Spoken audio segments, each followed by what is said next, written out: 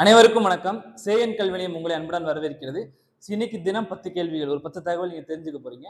அதுல இன்னைக்கு டே 1. இந்த டே 1ல 10 கேள்விகள் என்னன்னு சொல்லி பார்ப்போம் வாங்க. சரி, திராவிட மாவோ என்று அழைக்கப்பட்டவர் யார்? முதல் கேள்வி. ஆன்சர் தெரிஞ்சு கமெண்ட் பண்ணுங்க. திராவிட மாவோ என்று அழைக்கப்பட்டவர் யார்? இரண்டாவது கேள்வி, பாரதி ஆசிரமத்தை நிறுவியவர் யார்? ஆன்சர் தெரிஞ்சவங்க கமெண்ட் பண்ணுங்க. நான் அந்த 10 கேள்விக்கும் சொல்லி முடிச்சுட்டு அதுக்கப்புறம் நான் ஆன்சர் சொல்றேன்.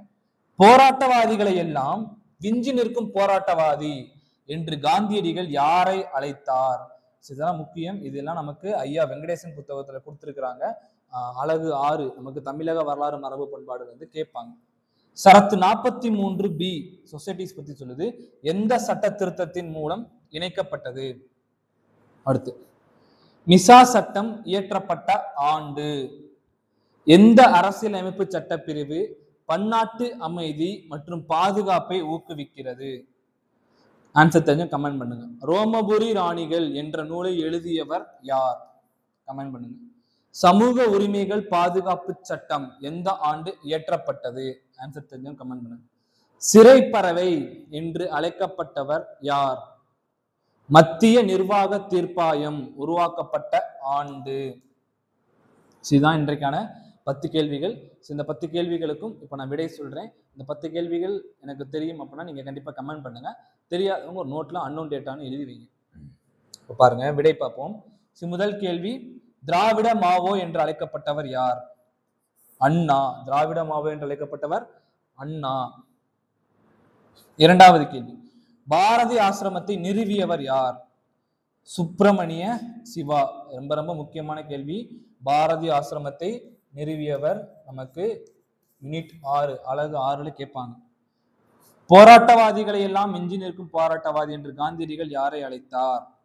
அன்னிபெசன்ட் அம்மையார். ஆர்டிகிள் 43B எந்த சட்ட திருத்தம் சேர்க்கப்பட்டது? 97வது சட்ட திருத்தம். மிசா சட்டம் இயற்றப்பட்ட ஆண்டு 1971. எந்த அரசியலமைப்பு சட்டப்பிரிவு பன்னாட்டு அமைதி மற்றும் பாதுகாப்பை ஊக்குவிக்கிறது? ஆர்டிகிள் 51.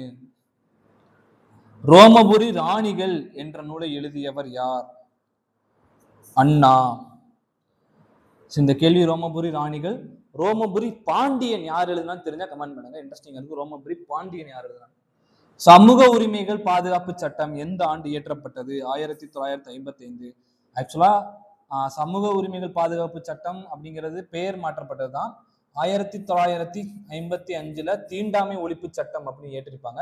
பின்னாடி இதை protection of civil rights act மாத்திருப்பாங்க. இதெல்லாம் டிஎன்பிசியில கேட்டிருக்காங்க. இப்படியே கேட்டு ஆன்சரும் 1955 கொடுத்திருக்காங்க. சிறைப்பறவை என்று அழைக்கப்பட்டவர் யார்? பெரியார். மத்திய நிர்வாக தீர்ப்பாயம் உருவாக்கப்பட்ட ஆண்டு 1985. இன்னைக்கான 10 கேள்விகள் பார்த்தோம். இதுல ஒரு 3 கேள்விகள் வரைக்கும் நமக்கு டிஎன்பிசி ப்ரீவியஸ் இயர் கொஸ்டினை கேட்டிருக்காங்க. இந்த மாதிரி டெய்லியும் நீங்க நிறைய தகவல்கள் தெரிஞ்சுக்கலாம். தினம் 10 தகவல்களை தெரிஞ்சுக்கோங்க. இது டெய்லியும் நம்ம கண்டினியூஸா கொண்டு போறோம். டெய்லியும் வாட்ச் பண்ணுங்க. தெரியாத தகவல்கள் நோட்டு போட்டு எழுதி வைங்க. 10 கேள்வியில இன்னைக்கு உங்களுக்கு 7 கேள்வி தெரிஞ்சு 3 கேள்வி தெரியலனா அது எழுதி வைங்க. அப்படியே நம்ம மைண்ட்ல ஸ்டோர் ஆகும். டெய்லியும் கொஞ்சம் கொஞ்சமா நம்ம படிச்சுக்கலாம். இதுல நம்ம ஜிஎஸ் மட்டும் தான் கவர் பண்றோம். தமிழ் அப்படிங்கிறது நம்ம கிடையாது. ஜிஎஸ் மட்டும் தான் இதுல கவர் பண்றோம். கண்டினியூஸா ஃபாலோ பண்ணிட்டு இருங்க. நன்றி.